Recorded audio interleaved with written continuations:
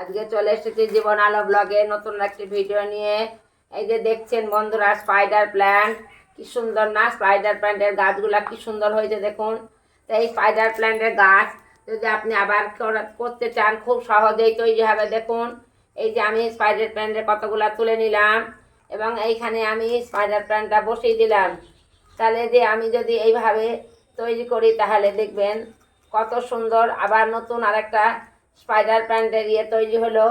আমি এইখান থেকে আবার আমি এইভাবে স্পাইডার প্ল্যান্ট আমি কতগুলা তুলে নিলাম, নিয়ে আমি এইখানে বসিয়ে দিলাম।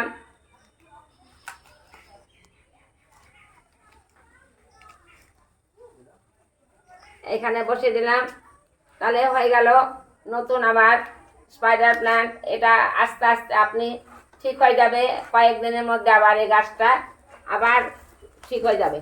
স্পাইডার প্ল্যান্টের কোনো কিছুরই প্রয়োজন নাই, শুধু সামান্য 7 দিন পর পর একটু জল ও অল্প হাওয়া বাতাস যদি স্পাইডার প্ল্যান্ট ব্যালকনিতে রাখেন, ব্যালকনির অল্প আলো বাতাসেই কি সুন্দর গাছ তৈরি হয় দেখুন।